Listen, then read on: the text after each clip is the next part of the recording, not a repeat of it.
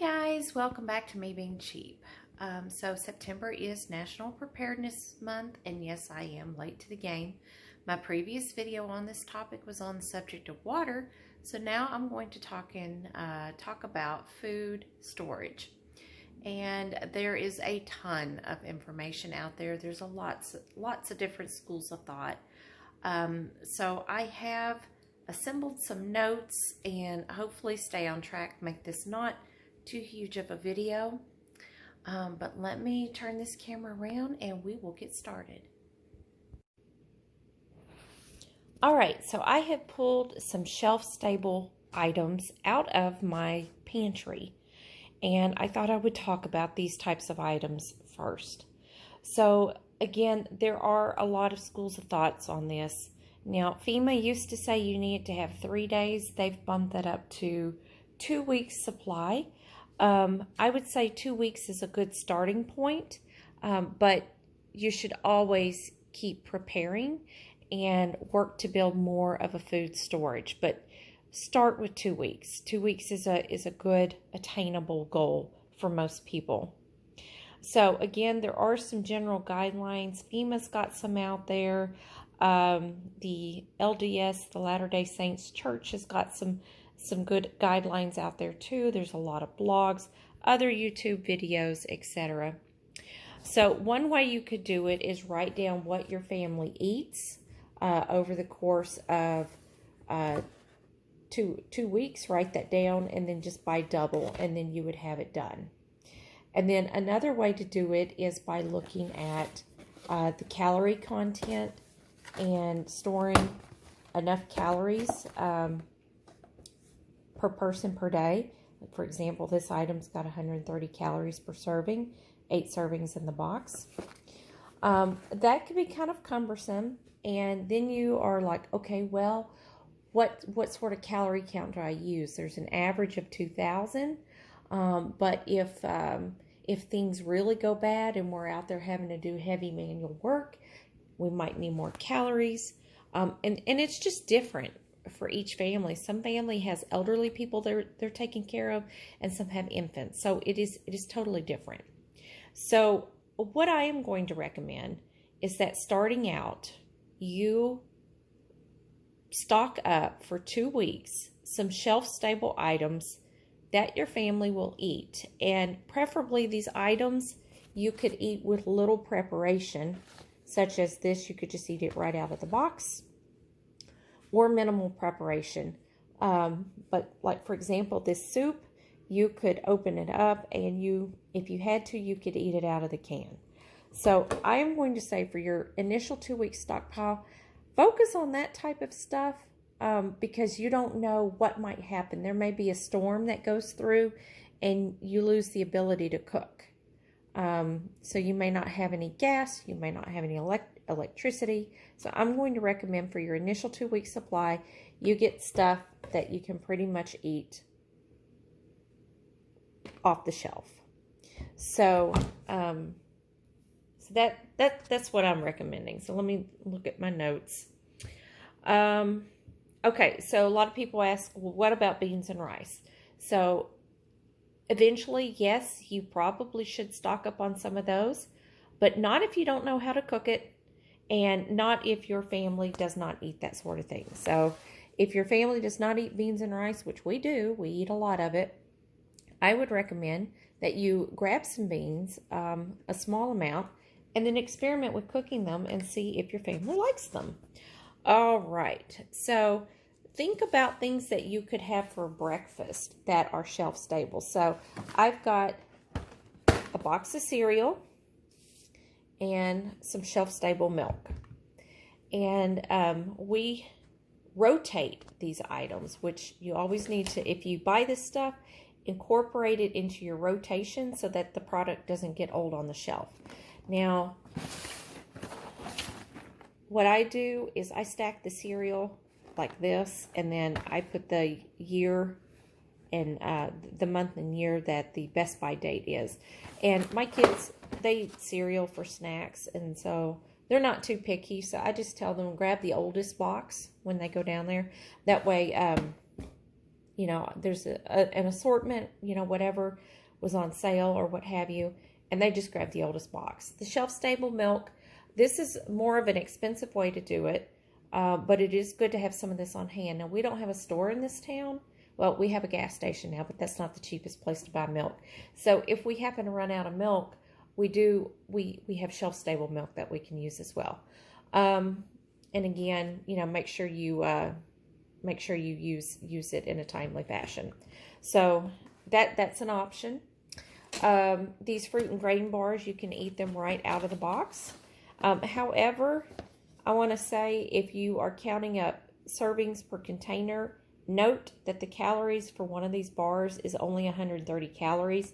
And if you're counting on that being somebody's breakfast and they only get 130 calories, average amount of calories consumed per day over 3 meals and possibly a snack or something is about 2,000. So that would not be enough.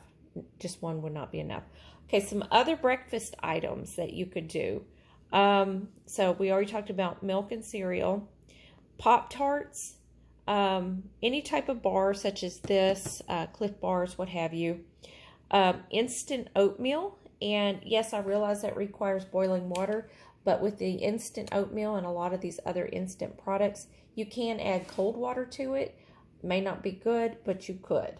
So instant oatmeal, and even protein shakes. So you know those large containers of protein mix, and you put it in a blender and add cold water, add milk, anything like that.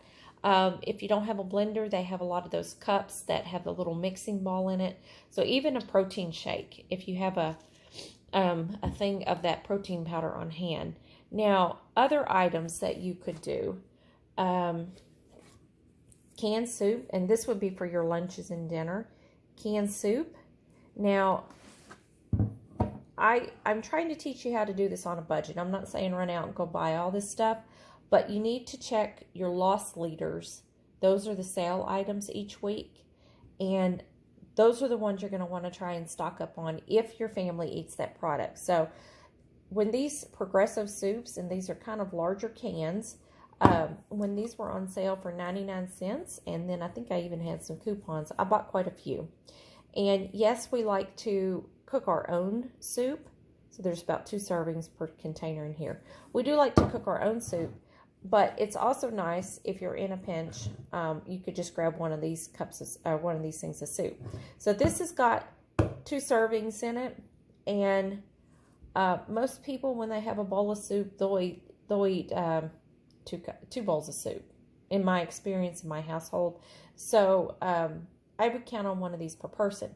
But if you're trying to stretch this out, so you've got your cheese tortellini soup, and I'm not saying this is the best combination, but use your imagination. You could, okay, so you could stretch this out with some rice, and if you're not proficient on cooking rice, this is actually some instant rice. You could add a packet of those. Well, it's not quite instant, it's boil and bag. So it goes a little bit quicker than the regular rice. So you could add rice to it, and you could add a can of vegetables. And that's going to give you, by adding this, probably enough for maybe 3 people to have 2 cups of soup. So that's a way to stretch it out. And again, check your discount groceries. This Happy Harvest brand, it is from Aldi, and it's pretty good. And I can't remember. I'm guessing this was probably in the neighborhood of 50 cents. And then this boil and bag rice, I got it with a coupon. So I really don't remember how much it was. So soup is a good option. Look for things to stretch your soup, such as throwing in a can of veggies or some rice. Instant potatoes, traditionally you would use boiling water. You could also use cold water with this. And you can get the half-size package, which contains 4 servings. They'll typically put those on sale for $1, but the better bargain are these larger packets that have 8 servings. In my opinion, on the mashed potatoes, Idahoan is the way to go. Their potatoes actually taste good. I think a lot of the others are pretty gross. That's another thing. If you're going to stock up and you're not sure on the brand, buy one first, open it, and make sure it tastes okay. Make sure your family likes it. There's one time we were out of enchilada sauce, and the store didn't have the brand I was used to, and I just grabbed some other stuff off the shelf. Nobody in the family liked it, so I ended up giving those cans away. So, yeah, do your research. This is the smaller bag, and it's only got 4 servings. So you can typically find these on sale for $1, or get the bigger packs for a little bit more. And sometimes you can find these at Dollar Tree, and for the big ones, and that would be $1. Okay, other options. Shelf-stable food right out of a can. Your canned chili with beans, all right? And or without beans, however you like your chili. And again, this was brand name Hormel, and I got this, it was a loss leader. Kroger last year had these on sale, and I just picked up some, and they were 99 cents a can. So using my $40 analogy, and that was the cost of going out to eat with the family. For fast food, it was $40. If you avoided going out to eat fast food one time a week, use that money towards some preparation items.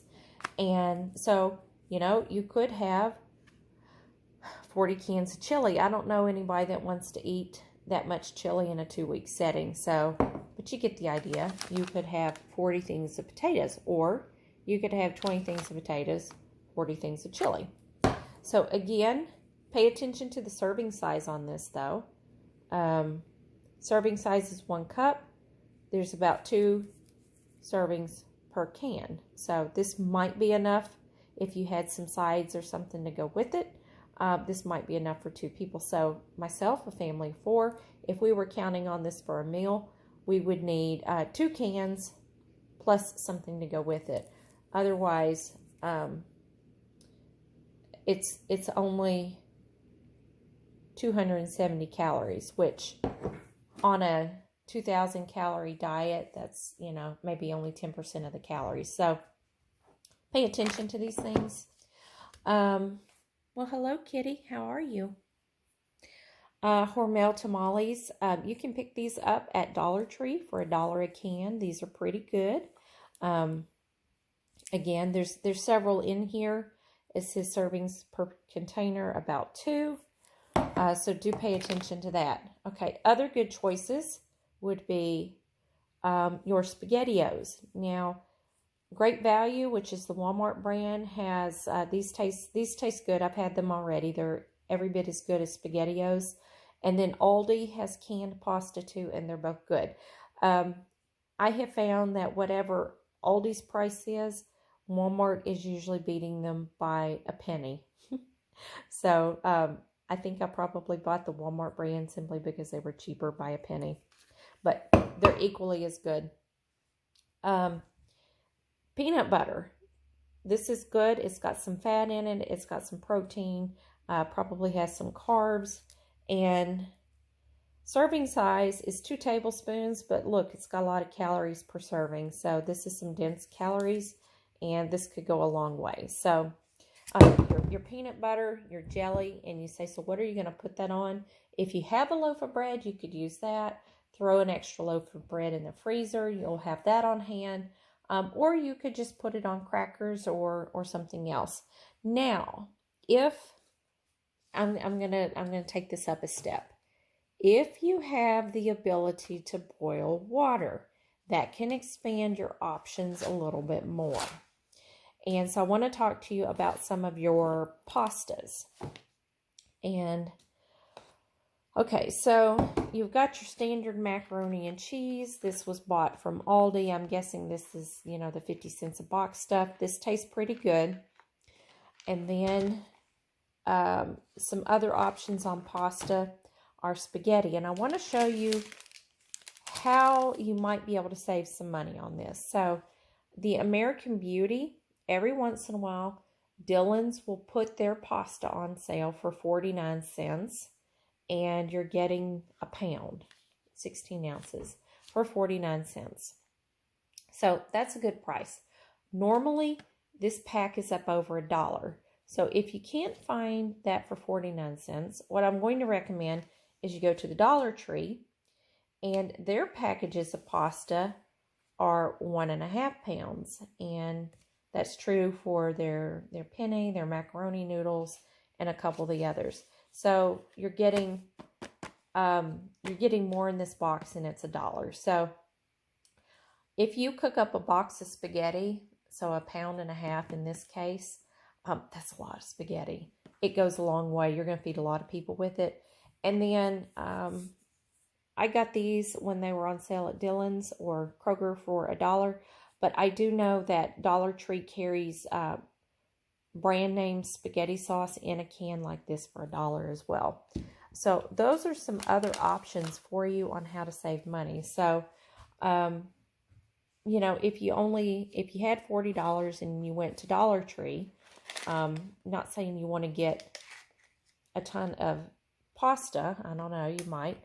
But they're saying that this has 8 servings per container, and each serving is 200 calories.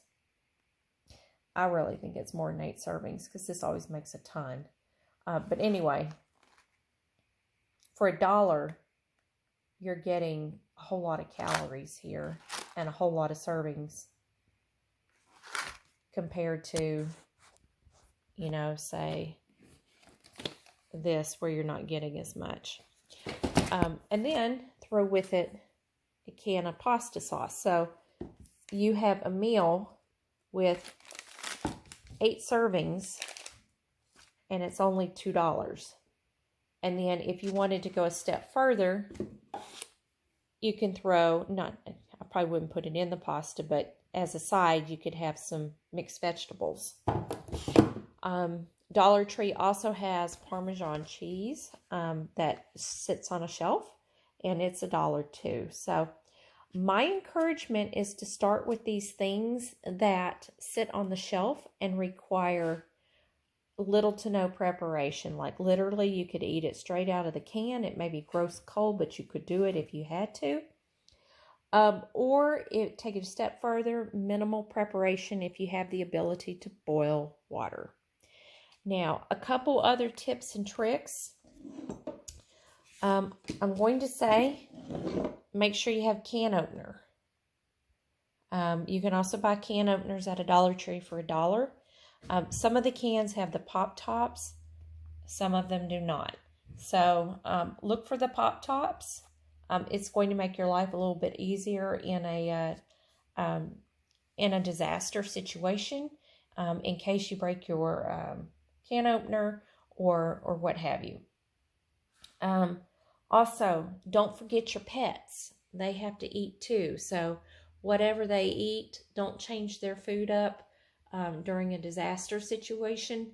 But go ahead and get ahead on their food as well. So in the event that, you know, there's a job loss, there's a storm, we have another lockdown where they want us to stay inside because of the health challenge, and they don't want us out in the stores as much, make sure you stay ahead on the pet food as well. Stay ahead on your beverages. I like to drink coffee in the morning. I put milk in my coffee. So I have the option of this whole milk, but I usually just use the canned evaporated milk. You know, so make sure you have what you like to go in that coffee. If tea is your thing, make sure you've got a 2-week supply of that. So stay ahead on it. Keep in mind special foods for those members in your family that have special dietary needs. This is not a can of formula.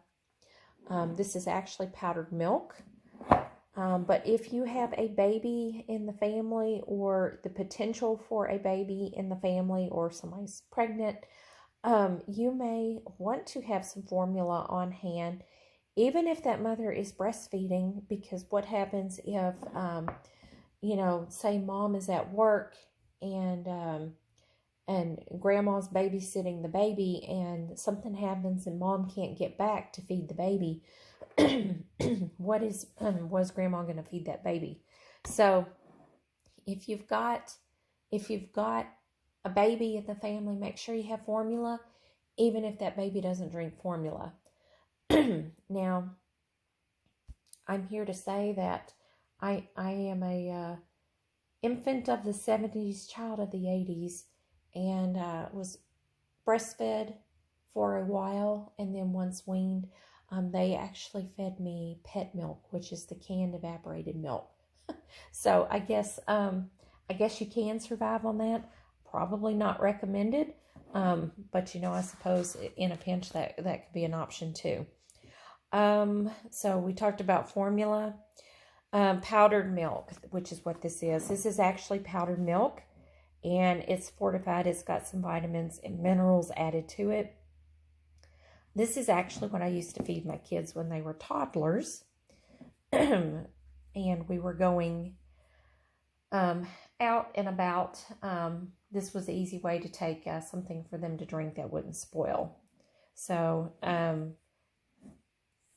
but I did get this on clearance. So that is another way you can pick up stuff for cheap. So I got this for $2.49.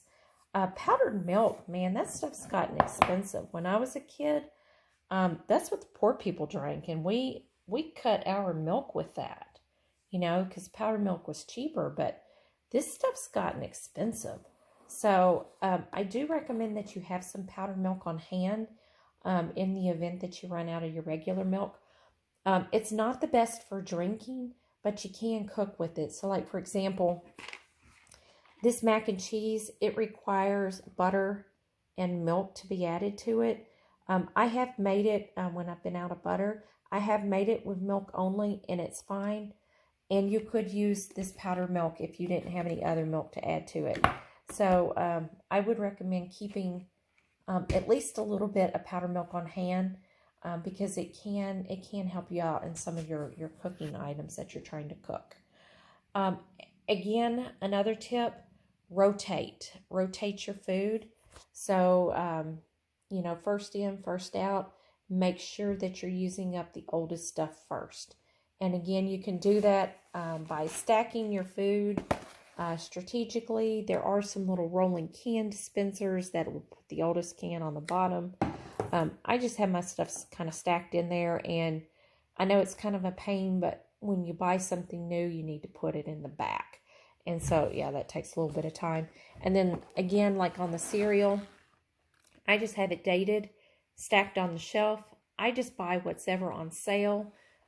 Whatever is on sale at the grocery store and whatever I have a coupon for makes it cheaper. And so there's an assortment of cereal. I just tell the boys, grab one of the older boxes. That way we stay on top of that.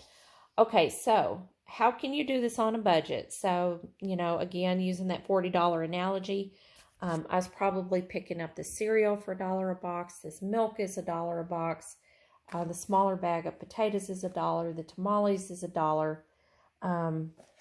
This is less than $1. I think this was probably about 65 cents. I got the soup for $1. So peanut butter was probably 88 cents on sale. So shop your loss leaders when they're on sale. That's when you want to buy them. Those are the sale items at the grocery store. Also, check your clearance section at the grocery store. You can get some interesting things there, but check your clearance section. Shop your discount grocery stores such as Aldi's. A lot of this stuff you can get their store brand, which is pretty good, for a lot cheaper than you can your normal grocery store. So these fruit and grain bars, my kids like these for breakfast. These are less than $2 a box. It's $1 something. Mac and cheese. And then again, your canned vegetables. Okay. Coupons. Use your coupons if you get coupons. There's a whole bunch of blogs on how to do that. And then finally, If you are low income and you are running low on food, the food bank is always an option. And a lot of times at the food bank, they do have stuff like this, the canned products. So I know. All right, let's try this again. My phone ran out of recording space. So if you are lower income and are running out of food, don't forget about your food pantries. Many of the food pantries carry shelf-stable items such as these canned goods, your peanut butter, your rice, and that sort of thing. So again, the focus on this video is getting you started with getting at least a 2-week supply of food. Once you have that, then you could shoot for more goals, more deeper long-term storage, including things such as the rice, the beans, all that kind of stuff. But for now, if you don't have 2 weeks worth of food in your house, strive to get 2 weeks worth of food.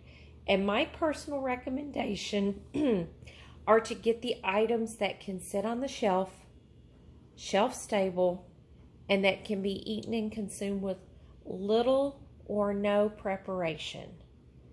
Because you don't know what type of event you may have. It may be a personal event, such as a job loss and maybe the power gets cut off. Or it could be a bad storm that goes through and nobody has any power, any way to cook things. We don't know. You don't know. And that's why it's best to prepare for everything. So again, get these items which can sit on the shelf and that can be consumed with little or no preparation. Remember to rotate your stock. And as always, thanks for watching and supporting my channel. Have a great day.